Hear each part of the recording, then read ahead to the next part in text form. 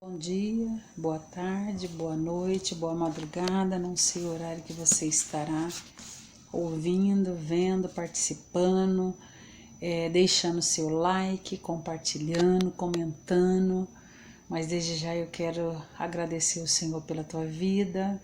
Sou Marilene aqui de Limeira, mesmo em meio a todas as dificuldades, o Senhor ainda nos dá graça de falar, de ler a sua palavra, de partilhar, né?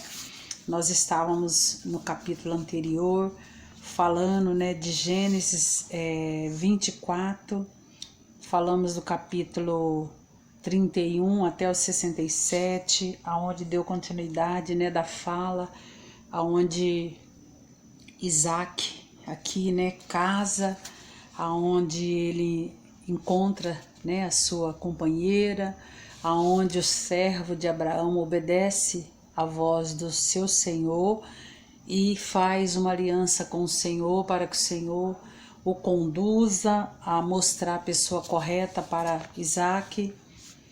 E aí nós vamos dar continuidade. Convido você a fechar os seus olhos ou ficar de olho aberto mesmo, não importa, mas que fale com o Senhor. Amém? Senhor, meu Deus e Pai, aqui estamos mais uma vez. Aqui nos colocamos na posição para louvar, para glorificar, para exaltar em primeiro lugar, ser grata por poder falar do Teu nome, ser grato pela nossa boca, pelos nossos ouvidos, partilhar daquilo que é do céu. Pai, no nome de Jesus, o meu irmão, a minha irmã, meu companheiro, companheira, meu amigo, amiga que está do outro lado, que o Senhor possa derramar da bênção, Senhor, que só Tu tens, bênção do céu, possa entrar com providência, abrindo o entendimento, abrindo o intelecto, no nome de Jesus é o que eu te peço. Amém? Esse capítulo que eu vou seguir lendo, que é de Gênesis 25, ele vai falar de genealogia, né? Nós vemos que Sara morreu com 127 anos, Isaac se casou conforme o seu pai, né, almejava que assim ele fizesse. E aqui diz a palavra em Gênesis 25 que Abraão, gente, casa de novo. Vocês acreditam? Você acredita que um homem na idade, né, de Abraão novamente se casar e novamente ter filhos? Olha o que diz esse capítulo. Gênesis 25 diz assim: Abraão se casa outra vez. E Abraão tomou outra mulher chamada Quetura, olha o nome, e deu-lhe à luz Zirã, Jocazã, Medã, Midian, Gisbaque e Suã, olha o nome. E Jocabã gerou Sebá e Deda, e os filhos de Dedã foram Assurim e Leruzim e Leumim. Aqui nós vamos ver que Abraão novamente se casou após a morte de Sara, né? Eu não vou ficar lendo todas as descendências, que aqui esses filhos que ele teve, todos os filhos dele se casaram e todos tiveram filhos. Quer dizer, a promessa do Senhor continuou a concretizar na vida de Abraão, né? Nós vemos que ele casa novamente, ele tem filho novamente, e os filhos têm filhos também, né? E eles também vão casar e também vão ter filhos, né? Nós vemos que o Senhor cumpriu e continuou cumprindo a promessa dele na vida de Abraão. Ele fica feliz porque o seu filho, seu primogênito, casa, né, ali, e novamente ali esse filho também, após casar, após ser consolado, né, após a morte da sua mãe, após ali a sua esposa, né, ali depois que ele a tem, ali até na tenda diz a palavra, né, que dentro da própria tenda da sua mãe após a morte, ali vai ser a casa dele, né, com a sua esposa Rebeca, né.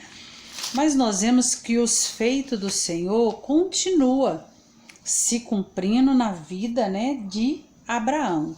Abraão ali fica viúvo, ele casa, tem filhos, os filhos dele ali também casa. Nós vemos que ele teve aqui, ó, 1, 2, 3, 4, 5 filhos após a morte de Sara. mais 5 filhos. E aí eu vou ler já no versículo que antecede, né, aqui, depois do casamento dele. Aí ele vive com esses filhos, os filhos também crescem em casa. E aí aqui no 25:8 já vai falar da morte dele, né? E Abraão expirou, morrendo em boa velhice, velho e farto de dias, e foi reunido ao seu povo. Isaque e Ismael, seus filhos, sepultaram-no na cova de Macapela, no campo de Efron, filho de Zoar, Eteu, que estava em frente de Manré. O campo de Abraão comprará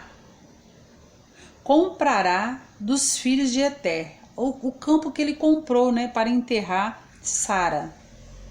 Ali está sepultado Abraão e Sara, sua mulher. E aconteceu depois da morte de Abraão que Deus abençoou a Isaque, seu filho que habitara junto ao poço de Laai-Roim. Ele morreu, diz a palavra, com 175 anos. 175 anos é muitos anos, né, gente? 175 anos, eu fico a pensar. Hoje, nós vemos na história falar de mulheres, né, que ainda tem aí vivendo sobre a terra com 110, 112. Nós escutamos histórias, né? E muitas até lúcidas, né? Muitas e muitos até lúcidos. Não são muitos, mas existe ainda.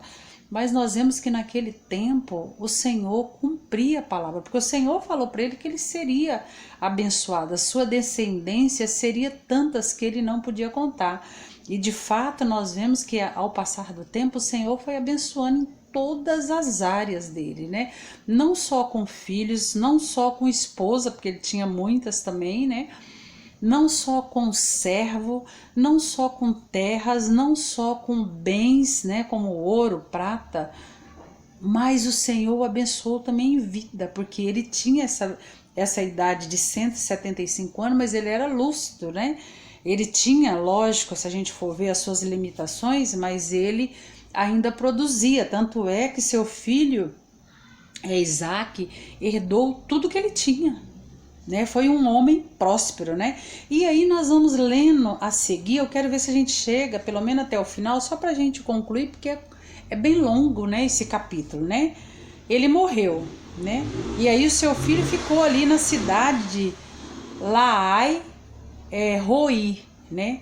Aí diz assim, os ismaelitas, né? Isaac, né? Depois de herdar tudo, né, o que o seu pai ali o prometer, aí vamos dar continuidade nessa leitura. No 25:12. Esta, porém, são a geração de Ismael, filho de Abraão, que era serva de Sara, egípcia, deu a Abraão. Então aqui nós vemos que teve uma geração que também veio através de Ismael, que também era filho de Sara, que também foi através de Sara, que era egípcia, né? Aonde ali ela era serva de Sara, aonde ela ali, né, dorme com Abraão e tem, né, Ismael. Então tem uma geração que nasceu aqui chamado ismaelitas, né? E estes são os nomes dos filhos de Ismael, pelo seu nome, segundo a sua geração. Os primogênitos de Ismael era Nebaiote e depois Quedar, Adebel e Mibizão. Aí nós vamos ver que a geração também de Ismael, né? Os filhos dele também nasceram, os filhos deles também cresceram, os filhos dele também casou, os filhos dele também tiveram filho. Então, por isso que chamou-se os ismaelitas, né? Ismaelitas, né? Aí mais na frente nós vamos também ver os descendentes de Isaque, que a gente podia falar os Esaquitas, né? Já que era os ismaelitas, mas não, a Bíblia não diz isso, né? E estes são de geração de Isaque, filho de Abraão. Abraão gerou Isaque e era Isaque da idade de 40 anos quando tomou por mulher Rebeca, filha de Betuel, arameu, de Padã Arã, irmã de Labão araneu. Isaque orou insistentemente ao Senhor por sua mulher, porquanto era estéril, e o Senhor ouviu as suas orações, e Rebeca, sua mulher, concebeu. E os filhos lutaram dentro dele. Então disse: se assim é, porque sou assim? E foi perguntar ao Senhor, e o Senhor lhe disse: 2 nações há no teu ventre, e 2 povos se dividirão das tuas entranhas. Um povo será mais forte do que o outro povo, e o maior servirá ao menor. Aqui nós já vemos dentro dessa passagem, né?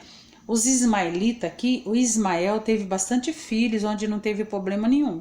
Só que Isaque, a sua esposa, também era estéril. Olha que interessante, a sua mãe era estéril, a sua mãe teve dificuldade, a sua mãe teve que... o primeiro filho veio da concubina, né?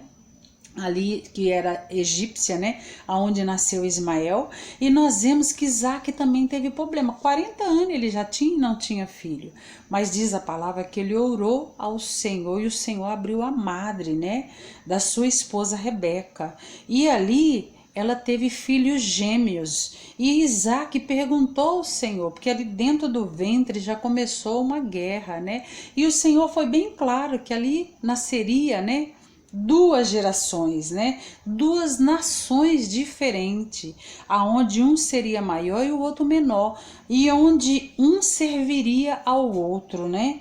Aonde o maior servirá ao menor. Então, quer dizer, aonde o maior ajudaria o menor, né? Aí eu falei, meu Deus, mas que coisa, né? Nós vemos que desde lá de trás o Senhor não levanta, é o que tá no meu coração, viu, meu amado? O Senhor não levanta nós enquanto cristão, quando temos poder aquisitivo só por ter, é para ajudar o menor, as nações, ajudar o meu irmão, ajudar aquele que é pequeno, mas que precisa, não para mim ser soberba, não para mim dizer assim, nossa, eu tenho, eu posso ajudar, não, mas é uma condição que o Senhor coloca, e o Senhor aqui fala para Isaque, que o maior ajudará o menor, né? Aí a gente fala, mas por que, Senhor? Se é um povo, né, da geração de Isaque, que se nós fôssemos ver o poder aquisitivo de Isaque era grande, por quê? Né? Mas nós vamos ler a palavra e nós vamos entendendo que o Senhor fala conosco. Nós não temos dinheiro na terra para ser melhor, para pisar no menor, sabe? Muitas das vezes eu falo assim, porque hoje eu não tenho, eu já tive uma condição porque trabalhava. Porque se você trabalha em 2, 3 empregos, você vai ter uma condição financeira melhor. Eu não tinha uma condição porque os meus pais eram ricos, porque eu tive uma herança do meu pai e aquilo foi vindo de geração em geração. Não, era uma condição pelo trabalho. Se eu trabalhasse mais, eu ganhava mais. Se eu trabalho menos, eu vou ganhar menos. E o Senhor vai nos ensinando que quando a gente tem mais é para ajudar. E graças ao Senhor Jesus, que quando eu tinha, eu nunca tive assim, é meu e tem que ser meu. Não, pelo contrário. Se for ver na minha conta bancária, eu nem tenho o necessário para sobreviver, assim, sabe, que é o que cai na minha conta, que é a minha aposentadoria, né, que é para mim sobreviver devido mais de 40 anos de trabalho. Mas assim, eu nunca tive esse negócio, eu vou juntar, eu vou guardar, porque a gente sabe que nesse tempo que a gente vive, tem pessoas que ele fica até sem comer, ele compra aquele de todo dia, mas é juntando com medo de faltar. E eu não tenho isso. Quando eu tenho, se meu irmão precisar, pode ter certeza que eu vou dar. Sabe, às vezes as pessoas nos olham com um olhar que não é correto, não conhece o coração. Sabe, por isso que o Senhor fala que Ele olha o homem, né, por dentro e não o que tem por fora. Não é você chegar com um carro, uma BMW, que quer dizer que você tem um bom coração, que de repente você está dando de 100, 200. Não. O bom coração é você dividir aquilo que tem na tua panela. O bom coração é você dividir aquilo que tem no teu armário, sabe? É você tirar o seu leite a 1 litro, 500 ml para mim, 500 ml para o meu irmão. E nós vemos que aqui o Senhor falou, né, para Isaque, né, que essa geração que seria próspera ajudaria o menor, né? Aí nós vemos aqui que nasce, né, os filhos dele, né? Esaú e Jacó. Aí diz a palavra assim: cumpriu-se os seus dias para dar à luz, e havia os gêmeos no seu ventre, e saiu o primeiro, ruivo e todo coberto de pelo. Por isso chamaram o seu nome de Esaú.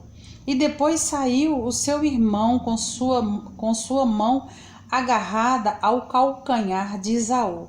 Por isso se chamou o seu nome de Jacó. E era Isaque, da idade de 70 anos, quando gerou. Gente, ele tinha 70 anos, ele casou com 40, né? Ele tinha 70 anos quando gerou esses filhos, né? E cresceram os meninos. Esaú, que foi homem perfeito na caça, né? Homem do campo, mas Jacó era homem simples, habitava em tenda. Eu não vou ler tudo para não ficar cansativo, tá? Senão o nosso vídeo fica muito cansativo, porque aqui nós vemos história, né? Seu pai aqui com 70 anos gerou, né, os seus filhos, né? A sua mãe, né? Mas ele tinha 70 anos. E aí nasce os dois meninos, um que gostava de caçar, que era do campo, que era trabalhador, e o outro, diz a palavra que ele era um homem que simples e gostava de ficar em casa, em tenda. Você vê a diferença? Filho de homem trabalhador, filho da promessa, neto de um homem guerreiro, né? Que o seu avô Abraão era um homem temente ao Senhor, mas guerreiro, que a luta para conquistar, para que se cumprisse a promessa do Senhor. Irmão, eu fiquei assim, sabe? Como que eu posso dizer? Lisonjeada em ver essa palavra, né? Eu fico lisonjeada com todas as palavras, mas é assim ver o cumprimento do que o Senhor fez. E nós vamos ver que vai ter luta aqui na frente, vai ter guerra, porque é assim todo dia. Eu não sei como tem sido a tua vida, eu não sei como tem sido a tua história, mas assim, se você crê que o Senhor vai guerrear as suas causas, se você crê que o Senhor vai estar à frente de toda e qualquer situação que você está passando ou irá passar, tenha certeza que nós vamos ter a vitória. Eu falo nós porque eu também entro nessa palavra. O Senhor disse, uma vez Deus disse, duas eu ouvi, que o poder pertence a Ele, o poder não pertence a mim. O poder não pertence aos governantes, eles até governam, mas o poder está na mão do nosso Deus, que fez céus e terra. Você crê nisso? Se você crê, compartilha, deixa o seu like, faça comentário, meu irmão, eu te peço sempre, me ajuda a entender juntamente com você essa palavra maravilhosa, me ajude a chegar em outras casas, em outros lares. Eu peço ao Senhor Jesus, assim como eu peço para mim, que o Espírito Santo nos ajude a entender essa palavra que é graça, que é lâmpada para o meu pé e que é luz para o meu e para o seu caminho. Amém? Que o Senhor te abençoe e te guarde, que Ele faça resplandecer sobre ti a face dele, se Ele permitir. Quarta estaremos de volta. Amém? Um grande abraço.